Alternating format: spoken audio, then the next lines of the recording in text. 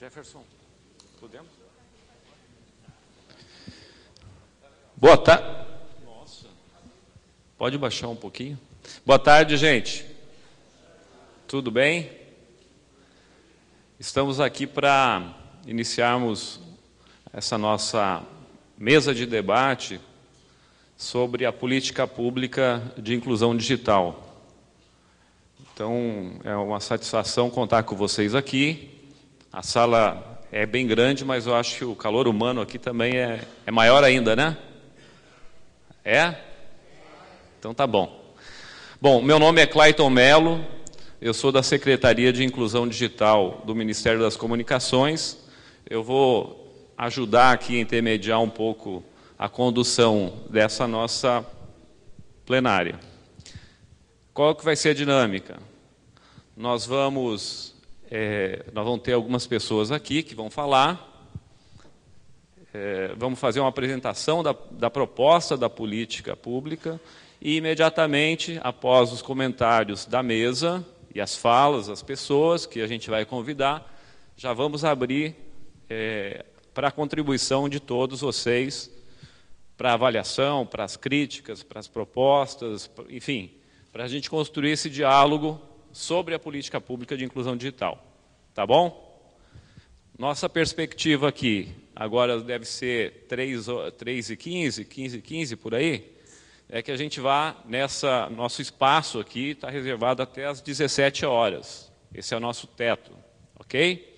Então a gente acredita que nesse tempo é possível a gente construir esse diálogo e construir essa discussão comum aqui. Tá bom?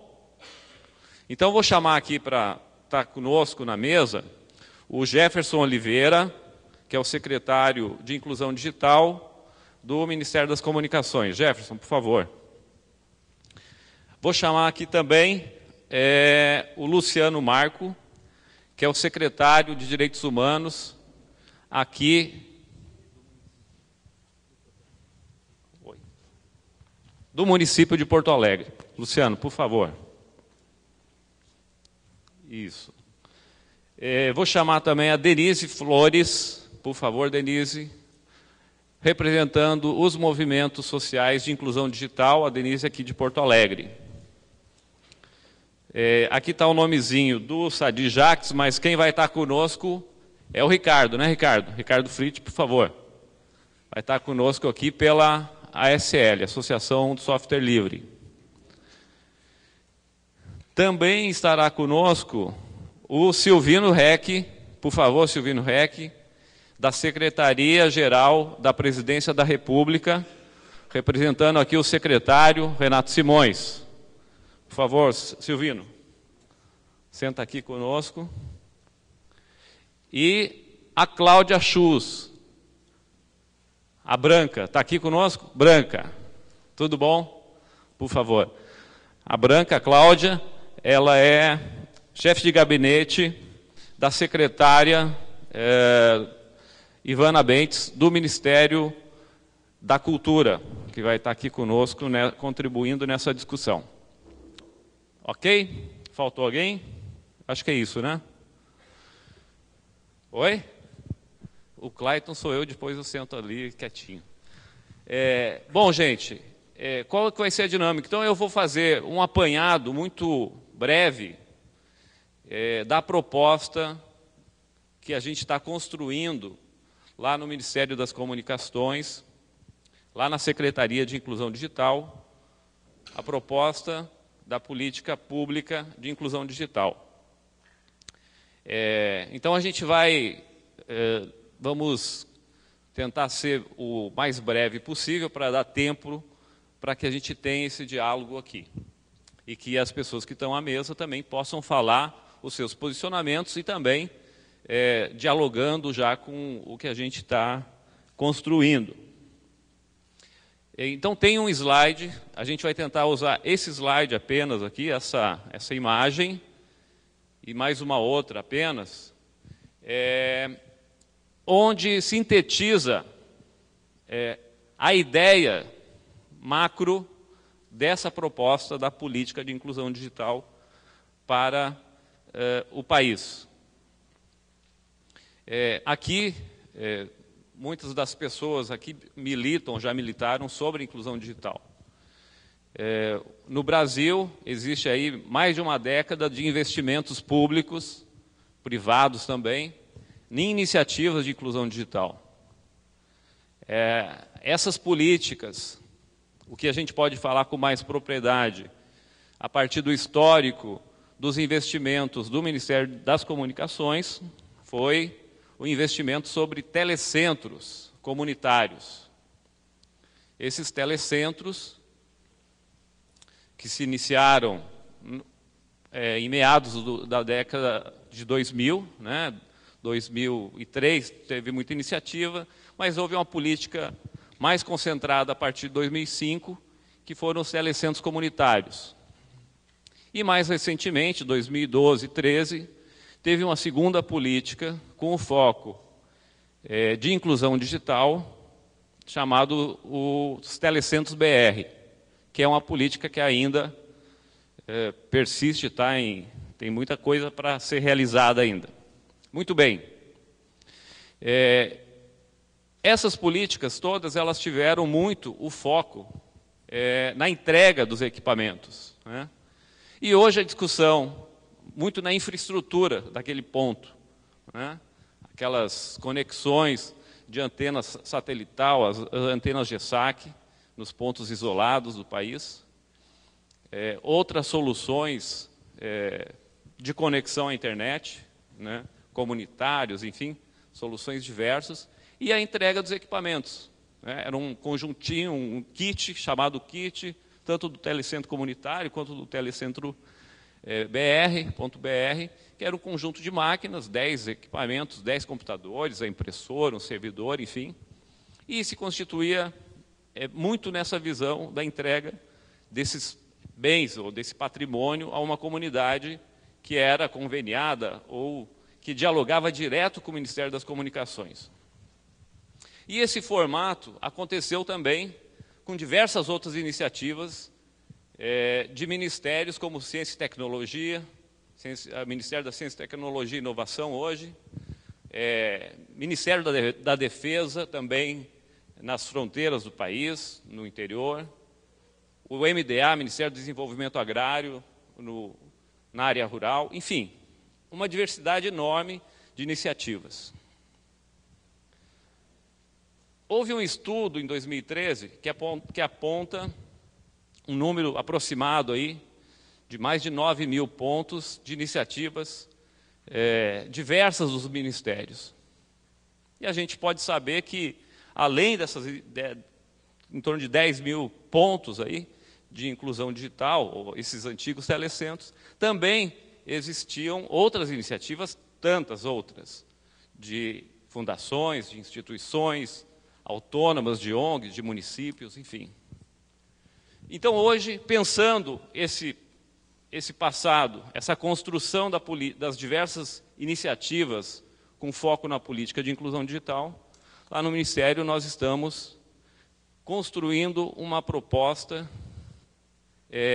de revitalização desses pontos de inclusão digital. Então, eu estou falando um outro conceito, né? A gente falava de telecentros, estamos falando de ponto de inclusão digital, onde dá esse universo, essa diversidade de iniciativas. E aí eu gostaria de me referir ao desenho que está projetado.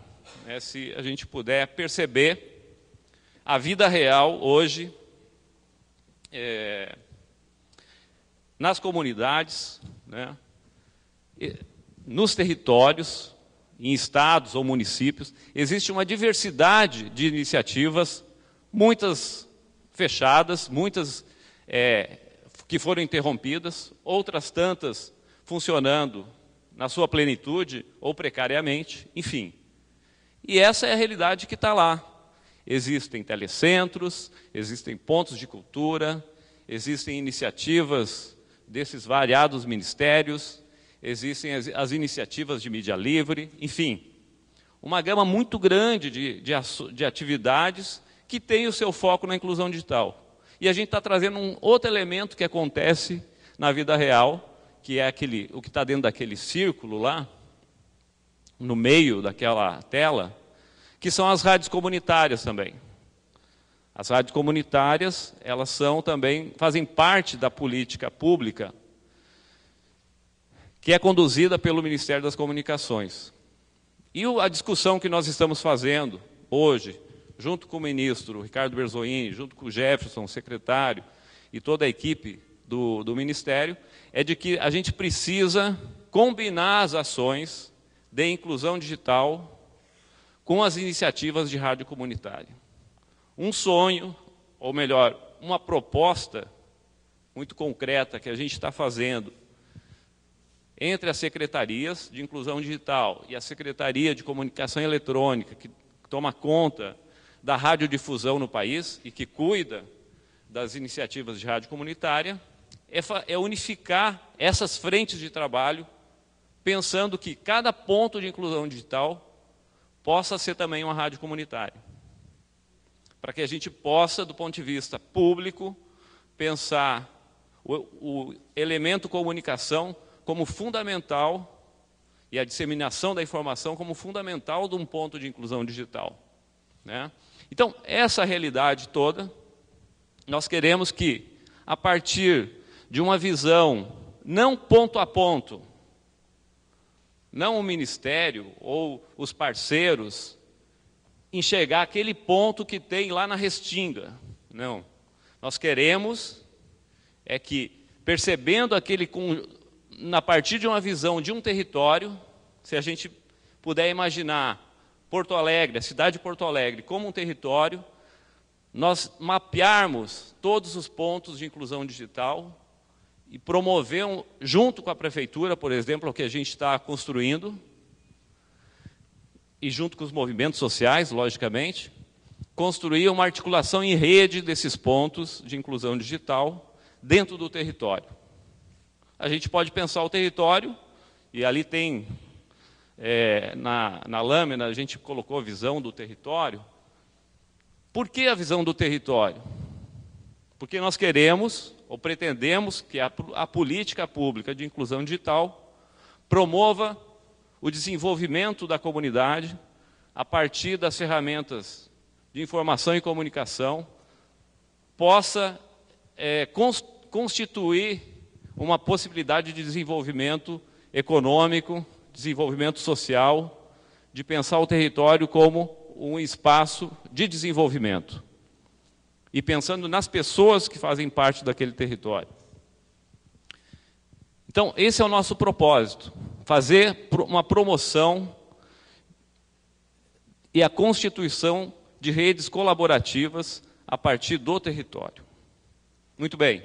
Como fazer isso? Tem outros dois pilares fundamentais na política. Um pilar seria essa estratégia, a estratégia de articular territorialmente o processo de inclusão digital para a contribuição do desenvolvimento comunitário, do desenvolvimento sustentável. Como fazer isso? Qual um outro pilar fundamental? Precisamos de conteúdos para isso. Conteúdos que promovam a participação comunitária, que promovam o pensar do desenvolvimento local, que promovam a formação das pessoas para a coletividade, para o desenvolvimento comunitário. Então, esse pilar que a gente está chamando ali de geração de conteúdos e de conhecimento. Porque a gente bem sabe que hoje um dos valores mais importantes que nós temos na sociedade é a informação, é o conhecimento. Esse é o grande ativo que existe hoje na sociedade. É isso que tem valor econômico, e a gente sabe muito bem dos escândalos de Wikileaks, enfim, que apontam o Wikileaks, e outros tantos, o caso Snowden, enfim, tudo a partir da informação, o que pode gerar para a sociedade. E a gente tem que pensar como que a informação e o conhecimento que a gente pode construir nas comunidades, nos territórios, eles podem ser valor agregado para o desenvolvimento social. E para a inclusão digital, sendo essa chave para o desenvolvimento. Bom, então nós estamos imaginando que esse pilar do conhecimento ele é fundamental. Como fazer isso, né? precisamos de uma plataforma de conhecimento, estamos discutindo com vários parceiros no âmbito do governo para fazer isso acontecer. E um conhecimento que seja de valor para o cidadão. Como que o conhecimento, a informação, pode ter um valor agregado lá naquele município do interior? Vamos pensar o município do interior. Será que o cidadão ele tem a capacidade, ou ele tem o conhecimento, por exemplo, da informação de quanto a União repassa do Fundo de Participação dos Municípios para o seu município? Será que o cidadão tem conhecimento dos dados que são dados públicos, os ditos dados abertos, a partir da Lei de Acesso à Informação? Será que isso é decodificado para o cidadão? Será que existe essa clareza? O dado é público, mas o cidadão não consegue enxergar esse dado, né? Essa informação. E essa informação, às vezes, é uma informação valiosa para o empoderamento do cidadão. Como é que ele cobra o prefeito se o prefeito não fez a estrada? Diz, não tem dinheiro. Mas se tem o dinheiro do fundo, ou de um programa, ou de uma política pública destinada para aquele fim, né? Então, nós temos que pensar a informação nessa lógica. Um outro pilar é o pilar da infraestrutura, né? E eu falei no início, nosso desafio aqui, de chegar em 10 mil pontos do país revitalizados. Esse é o nosso desafio, até 2019, que é o plano plurianual do governo federal. Claro que a gente tem que graduar isso ao longo do tempo. Mas, como fazer isso? Nós temos como meta, para garantir isso, estabelecer uma rede de centros de recondicionamento de computadores, os CRCs, uma rede de 15 pontos definidos estrategicamente no país, que vão garantir essa logística e garantir que essa estratégia, ou esse objetivo de revitalizar os pontos, torná-los eles acessíveis à comunidade em funcionamento, sejam viabilizados por esses CRCs. Nós temos convicção que isso é possível e a gente vai estar lançando agora, nesse segundo semestre, no máximo até setembro, um edital que nós vamos ter como parceiros aí de 5 a 7 CRCs já para 2016. Então, esse é o nosso objetivo, para dar início a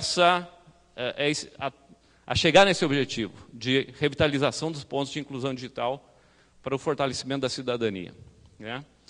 E como que a gente vai também estabelecer essa política? E aí tem um outro pilar da política, a articulação de rede dos pontos, a gestão do conhecimento e do saber, a infraestrutura para isso, e por baixo um pilar fundamental que é a governança, em 3 níveis. Um primeiro nível federal, que é a instituição do Comitê Gestor Interministerial da Inclusão Digital, que já está sendo estabelecido, tem um decreto presidencial que está na pauta da presidenta Dilma para assinatura, está na Casa Civil. Os comitês locais, quer dizer, cada ponto de inclusão digital é fundamental que tenha uma governança local, que possa dar segurança, possa ajudar a viabilizar as coisas do dia a dia daquele ponto. E a gente está pensando também em estimular a geração de comitês territoriais. Por exemplo, aquele exemplo que eu falei do município. Nós podemos estabelecer que, ou junto com a prefeitura, ou junto com um conjunto de organizações, ter um olhar do município para a gestão política desses pontos, para aquilo que se precisa fazer naquele território, né? Então, basicamente, os componentes da política são esses 4, certo? Então, aqui, nós estamos dialogando, apresentando para vocês essa visão. Ela não é nem uma visão ainda de helicóptero, ela está numa visão talvez de satélite, né? Porque é muito amplo, e a gente está debatendo isso com vários parceiros, e aqui no FISL não podia ser diferente, aproveitar essa oportunidade da gente construir esse diálogo, tá certo? Então, eu vou passar agora para cada um da mesa, falar as iniciativas, enfim, os trabalhos, e ter tentar a gente construir um diálogo com essa proposta da política e depois a gente já passa a palavra para vocês. Tá bom? Começamos com quem? Então, vamos passar para o Luciano.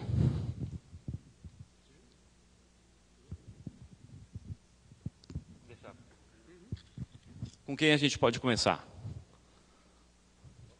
Vamos pela ponta aqui, então. Vamos lá. Bom, boa tarde a todos e a todas. Uma satisfação a gente ver essa plenária de inclusão digital sendo realizada aqui no Fórum Internacional Software Livre. Então, em nome da Associação softwarelivre.org, vamos dizer, sejam muito bem-vindos. A gente já saudou todos vocês ontem, mas sejam novamente saudados. A gente está aqui sentado, né, como uma entidade da organização civil, porque na Associação Software Livre nós somos apenas o braço administrativo de um movimento maior, um movimento chamado Projeto Software Livre Brasil, que tem construído tanta coisa boa em termos de tecnologia, em termos de inovação e em termos de construção cooperada e construção colaborativa. O Fórum Internacional Software Livre é um exemplo, e as diversas iniciativas que a gente tem aí de comunidades que fazem desenvolvimento de softwares, desenvolvimento em cima de hardware, aí a gente tem a questão de robótica, todas as participações em cima de maratonas hackers, hackathons, toda a questão da construção de cultura, essa parceria com o Ministério da Cultura, com a Secretaria da Cultura, e tudo isso tem a ver com inclusão. E inclusão é uma palavra muito interessante, porque ela tem vários significados, mas o significado mais importante que a gente vê é o significado de dar liberdade, de libertar as pessoas, permitir que elas sejam livres para fazer, livres para escolher. E como a gente faz com que as pessoas tenham a liberdade? É permitindo que elas tenham a condição de realizar coisas. E, por essa razão, nós, da Associação Software Livre, nos alinhamos de forma muito natural ao movimento de inclusão digital também. Tanto é que, como uma organização efetiva, a gente se emparcerou com diversas outras entidades vinculadas à causa da inclusão digital, e organizamos, depois que a oficina de inclusão digital ela foi até a sua 11ª edição, nós nos emparceramos com a sociedade civil para organizar 2 oficinas de inclusão digital. Uma delas foi aqui em Porto Alegre há 3 anos, depois, no ano seguinte, fizemos em Brasília, também uma outra oficina de inclusão digital bastante importante. Isso resgatou o tema, porque existem algumas discussões sobre inclusão digital que dizem, bom, agora todo mundo tem, olha que visão fantástica, agora todo mundo tem smartphone e não precisamos mais fazer inclusão digital. Como assim, cara pálida? Aí é que a nossa responsabilidade sobre essa questão começa a aumentar mais ainda. O fato das pessoas terem acesso a um dispositivo não significa que elas estão tendo acesso a toda a informação que esse dispositivo lhes permite. E aí a gente entrou com a outra questão, que é a participação social. Por isso o nome da oficina, ela deixou de ser apenas oficina de inclusão digital e passou a ser também oficina de inclusão digital e participação social. Cada vez mais a sociedade, nós como cidadãos, queremos participar das discussões e das decisões de governo, das formulações políticas dos governos. E cada gestão, cada administração busca os seus instrumentos, tem desde o mais tradicional lá, que é o orçamento participativo, que está vivo ainda, até algumas discussões um pouquinho diferenciadas, algumas coisas que nem estão inclusão no mapa dos governos, até citar aqui, me veio à mente agora, a questão do gabinete digital aqui no governo do Rio Grande do Sul. Eu me lembrei dele porque o gabinete digital foi todo ele desenvolvido com software livre e, além disso, ele está publicado como software livre, então várias outras cidades e estados tiveram a condição de experimentá-lo e extrair dali ideias para viabilizar as suas ações. Então, lá tinha uma ação que se chamava o Governador Responde. Bom, o que acontecia? As pessoas podiam fazer perguntas para o governador e, no final do mês, o governador respondia a pergunta mais votada. Como é que a gente fazia a pergunta ser mais votada? Era por conta de toda uma articulação. Eu podia colocar uma pergunta para o governador e, claro, que eu ia ter que articular esse negócio na minha rede para que as pessoas votassem naquela minha sugestão de pergunta. Bom, a primeira pergunta que apareceu foi em relação à separação dos bombeiros da Brigada Militar, que aqui no Rio Grande do Sul eles estão dentro de uma única organização. Cara, isso não estava no plano de governo, não tinha nenhuma intenção do governo em discutir esse assunto, mas veio uma pergunta da sociedade civil, foi a mais votada, o governador teve que responder. Como foi um pleito, né, que veio da sociedade, o governo, bom, já que vocês acham que é importante esse negócio, a discussão aconteceu, e a partir daquele momento se começou a entrar dentro do governo a discussão sobre a separação dos bombeiros da Brigada Militar, que está em curso aí. Por que isso aconteceu? Por conta de participação da sociedade, a sociedade interferindo numa política de governo. Isso mostra a força da participação. E como é que a gente consegue participar se nós tivermos mecanismos de inclusão digital? Mecanismos que nos permitam participar. A gente precisa educar, ser educado, fazer a formação de rede, para que esse negócio todo possa acontecer. E aí, toda a questão da tecnologia aberta, ela é fundamental para que esta participação possa ocorrer de forma aberta, de forma dinâmica e, principalmente, de forma muito transparente.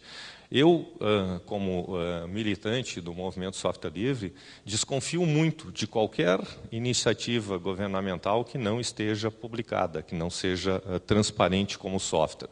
Somente os softwares publicados podem ser efetivamente auditados pelos técnicos, para que a gente possa ver, bom, se tu diz que faz isso, isso e aquilo, eu quero ver se faz isso, isso e aquilo, e se ele não está fazendo mais uma quarta coisa que, de repente, eu possa não gostar. Essa é a essência, né, da liberdade para a participação social e a liberdade na utilização de tecnologias sempre abertas. Obrigado. Boa tarde a todas e todos. Eu saúdo o secretário Jefferson Dávila, aqui à mesa, e a minha companheira. E, saudando os dois, eu saúdo os demais da mesa. Eu sou Denise, então, participando hoje da Associação Cidadania em Rede, uma associação que também esteve vinculada a essa relação com as oficinas de inclusão digital. Então, tem história nessa construção, né, da proposta de inclusão digital no país. Mas meus companheiros aqui presentes certamente me reconhecem como uma ativista da causa da comunicação comunitária, especialmente de rádios comunitárias, desde a década de 90, do início da década de 90. E aí eu reconheço aqui entre vocês alguns que já correram comigo com os transmissores e a antena fugindo da Polícia Federal, né? E até hoje nós continuamos, secretário, sendo enquadrados aí como desobediente civil. Atendemos esse chamado quando o coordenador de formação, Alexandre Mesquita, que nos escuta, disse, olha, Denise, nós temos uma nova proposta de inclusão digital a partir da gestão desse secretário que está ingressando agora. E nós queremos discutir isso com os movimentos sociais. Nós queremos discutir isso com quem já trabalha com inclusão digital e muitas vezes nem se dá conta que trabalha com inclusão digital, ou que está querendo trabalhar com inclusão digital, né? Haja vista que trabalhar com inclusão digital significa falar em dinheiro, né? Esses recursos tecnológicos e bastante caros. E aqui estamos, né? E eu me reconheço em cada um de vocês, porque nós temos aqui essa tarde lideranças assim de movimentos significativos, né, da história das mudanças sociais do país, MST, Movimento Nacional de Luta pela Moradia, cooperativas habitacionais, Central dos Movimentos Populares. Quero saudar especialmente a cooperativa que vem trabalhando pela sua fundação, Cooperativa Corpo Santo. Muito obrigada pela participação de vocês, uma cooperativa de saúde e arte, e agora eles querem dar esse recorte, né, vincular a relação da saúde com a inclusão digital. Então, isso tudo nos contempla. Quando a gente vê esse quadro, a gente se enxerga fazendo parte do que está sendo chamado de inclusão digital a partir de agora no país.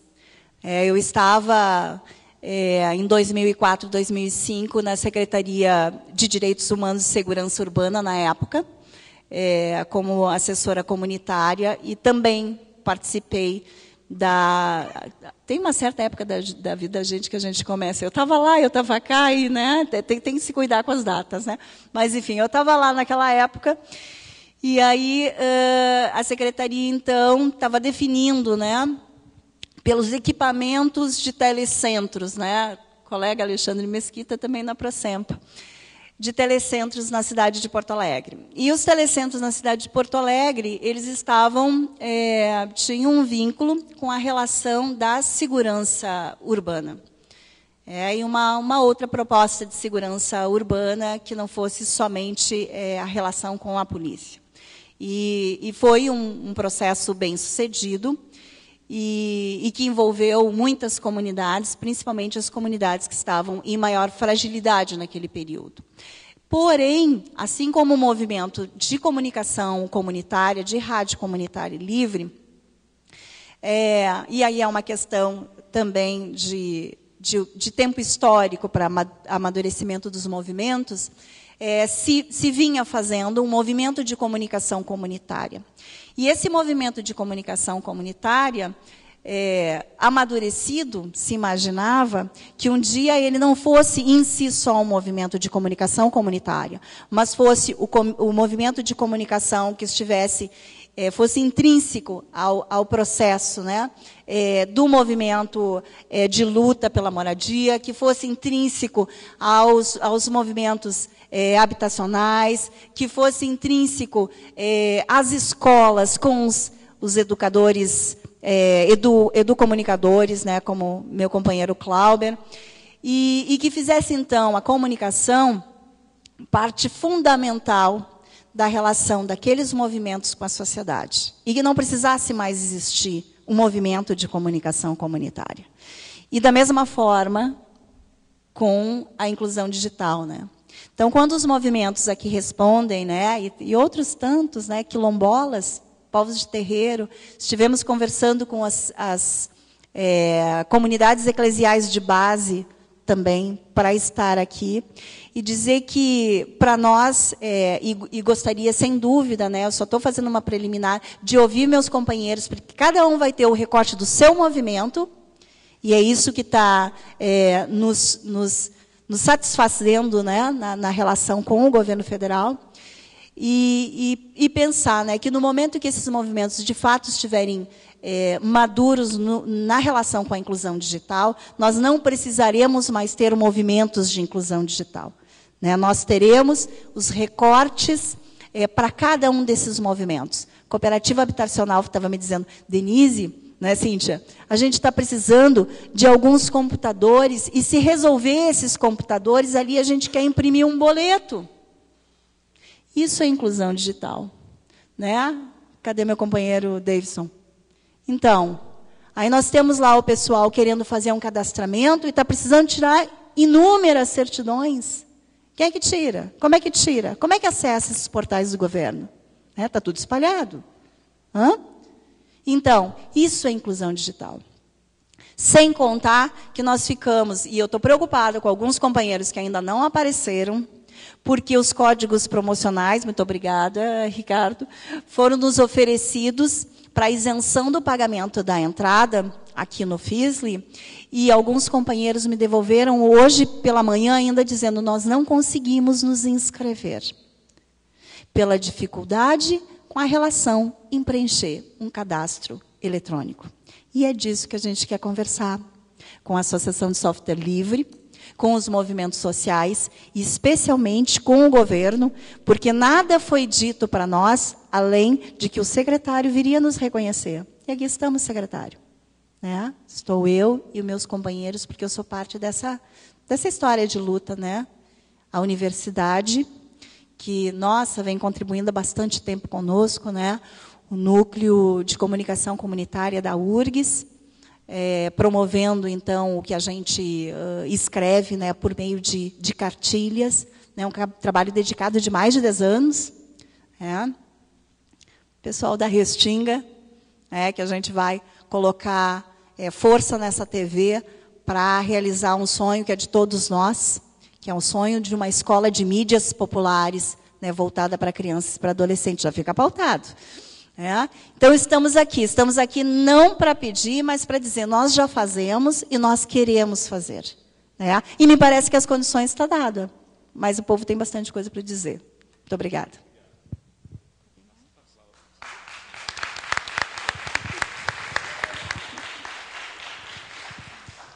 Boa tarde. Saúdo a todo mundo que está nessa mesa. Meu nome é Cláudia Schulz. Atualmente estou chefe de gabinete na Secretaria de Cidadania e Diversidade Cultural do Ministério da Cultura. Venho aqui a representar a secretária Ivana Bentes, que vai estar aqui amanhã. Hoje ela não pôde estar, né? Então, para falar um pouco do que a gente vem pensando dentro da secretaria e, de uma certa forma, dentro do próprio Ministério da Cultura. Como tu, eu também me sinto bem representada nesse modo de organização que está sendo, né, que está sendo projetado aqui. Mas, claro que do ponto de vista da gestão, assim, né, como que a gente faz com que o Ministério da Cultura dialogue com o Ministério das Comunicações. Esse é um desafio que a gente tem, mas que, ao mesmo tempo, é um desafio super estimulante, assim, porque a gente tem várias linhas de trabalho que a gente já vem desenvolvendo dentro da Secretaria, que já propiciam que várias coisas daí andem. Então, quando o Clayton fala sobre essa questão da revitalização dos pontos de inclusão digital, ao mesmo tempo, a Secretaria de Cidadania ela trabalha com os pontos e pontões de cultura, né, com a política Cultura Viva. E a gente está num processo, desde que a gente entrou enquanto equipe de nova gestão, de um processo, na verdade, de retomada com mais força nessa política de Cultura Viva. Né? O cenário que a gente encontrou anterior, houve uma grande desarticulação das redes, né, do país, um desfortalecimento, digamos assim, e a gente está buscando injetar ao máximo a nossa energia e colocar a nossa criatividade para fazer com que essas redes e pontos de cultura se tornem vivas novamente e maiores, né, que se tornem também mais oxigenadas. Então, ao mesmo tempo que tem esse processo de revitalização, a gente também está lá retomando e querendo fazer com que os pontos de cultura se tornem mais fortes ainda dentro do país. Dessa forma, quando fala desse Sistema Nacional de Inclusão Digital, a gente coloca ali, a gente vê ali o Mídia Livre, esses telecentros, os lab hackers, e a gente já vem dialogando, acredito que atualmente vocês já até saibam, a gente lançou 3 editais, né, que a gente também não entende que são 3 editais, mas sim são uma política pública, são pontos específicos da política pública, que são 3 grandes temas estratégicos, né, que é o edital de cultura de rede, entendendo, acho que aí também a gente já começa a criar intersecções nas falas, que é nesse sentido que a gente entende que hoje somos, e sempre fomos, na verdade, redes, né? E cada vez mais isso está claro e sistematizado e orgânico dentro do nosso cotidiano, nas nossas relações de trabalho, e cada vez mais avançando, não só numa perspectiva de entender que rede é aquela galera jovem que está usando a internet, né? Na verdade, dentro da secretaria a gente já tem essa visão de que aquela associação de artesanato lá do Cariri, ela também tem uma rede própria. Então, como que a gente faz com que essa rede se articule mais? Como que a gente conhece essa rede? Como que a gente fortalece ela dentro do município dela, dentro do estado e dentro do âmbito mais nacional, né? Então, ao mesmo tempo, a gente está, por exemplo, com esse edital de redes, a gente está já impulsionando esse mapeamento, essa cartografia de quais são as redes brasileiras e como que a gente busca criar políticas públicas para elas. No mesmo sentido, a gente tem o edital de mídia livre, que é uma parceria que a gente tem aqui com o Ministério das Comunicações, e o edital de pontos de cultura indígena. Só para colocar que o investimento disso são de 13,5 milhões, né? E isso se destina a 210 iniciativas fomentadas, distribuídas dentro desses 3 editais. Com isso, a gente entende que, claro, são 210 iniciativas, isso é pouco para tudo que a gente sabe que a cultura brasileira precisa. Mas, ao mesmo tempo, essa perspectiva que tem uma outra perspectiva que a gente está tomando, que todas as pessoas que se inscreverem nesses editais, elas também vão ser contempladas. A ideia é que, à medida em que eu me inscrevo e não ganhei o prêmio que estava nesse edital, mas, ao mesmo tempo, eu passo a fazer parte de uma rede de cultura do Ministério da Cultura. A gente vem por meio da instrução normativa, porque a Cultura Viva ela passa, né, está passando por uma regularização, e a gente lançou a primeira instrução normativa. Nela tem a questão do lançamento do cadastro, que é uma plataforma que a gente vai fazer o processo de autodeclaração, com uma certificação simplificada do Ministério. Esse processo de autodeclaração é entender que não existe, os pontos de cultura não podem ficar fechados numa perspectiva de que só os fomentados, né? Porque até então era assim que se trabalhava lá no Ministério, tipo, só quem é fomentado é considerado ponto de cultura. Não, na verdade, a rede de pontos de cultura ela é gigante, ela é muito maior do que esses 4.000 pontos de cultura que a gente tem ali cadastrados até agora. Então, esse processo de autodeclaração e o cadastro, que a gente vem entendendo que o cadastro, a gente vem chamando de Rede Cultura Viva, e a gente entende que essa Rede Cultura Viva ela é um embrião de uma grande rede social que a gente vai buscar desenvolver junto com as outras secretarias do Ministério e fazer com que as pessoas que se cadastrarem, se autodeclararem, também façam parte da construção, né, desse processo de cogestão da política pública. Ao mesmo tempo em que eu me autodeclaro, eu vou ter essa certificação no Ministério e vou poder fazer com que o meu certificado, meu apoio, minha legitimidade vinda do Ministério possa também potencializar o arranjo produtivo local que eu tenho. Por meio disso, a gente deixa de pensar só numa economia capital mesmo, tangível, e entrando para um intangível, entender que a gente tem muitos produtos, muita troca de serviços, muita tecnologia social e conhecimento social que pode ser trocado por meio dessa rede social, entende? Tipo, entender que essa ferramenta ela vai ser um ponto de colaboração, de compartilhamento e entender que todo mundo junto é mais barato, é mais ágil, é mais veloz, né? Eu acho que é esse o momento também que a gente está encontrando dentro da secretaria de buscar fazer com que por meio desse cadastro a gente consiga identificar quais são os pontos que ainda precisamos desenvolver políticas públicas. Então, ao mesmo tempo, quando a gente fala desse edital de redes, é fazer esse grande mapeamento, é ativar essas pessoas, é colocar essas pessoas em conversa, porque a gente ainda encontra pontos de desconexão. E tem muitas coisas que podem estar acontecendo no Nordeste que tem a ver com o Sul, e isso está separado, a gente tem que juntar, porque isso vai potencializar ainda mais a nossa cultura. Trazendo um pouco sobre esse recorte do edital de mídia livre, no qual a gente tem essa parceria com o Ministério das Comunicações, ele está aberto até dia 18 de agosto. A gente entende que mídia livre não é só, volto a dizer, não é só a galera que está lá na internet, nas redes sociais. A gente entende que mídia livre é a rádio, a gente entende que o fanzine também é mídia livre, que a revista impressa e com recorte é mídia livre, e que a gente tem clareza disso também, acho que vocês, da mesma forma, o que a gente acompanhou em 2013, esse grande boom de novas formas de comunicação independente, né, e novos experimentos. Então, fazer com que essas pessoas recebam esse fomento é super importante, entendendo que o momento em que a gente está enquanto comunicação também é de uma necessidade emergencial, assim, de uma descentralização. E fomentar e potencializar essas iniciativas que estão vindo agora, com toda essa força, é imprescindível, ainda mais no momento político em que a gente se encontra. Então, também injetar recursos nessas pessoas que estão agora fazendo essa disputa por novas narrativas, por novos mundos, por novos cenários, e construir junto com elas essa mídia alternativa com mais força e mais articulação. E acho que, para finalizar, assim, também que a gente tem clareza que hoje, para quem faz cultura, essa pessoa tem que fazer a sua própria mídia, para que ela se torne, para que ela exista, né? Se eu já fui produtora cultural e tipo, se eu não fizesse toda uma articulação para chegar a minha informação em algum lugar, ou fazer meu blog, ou enfim, talvez o meu produto, o meu trabalho, o meu projeto não seria visto. Então, quando o Clayton coloca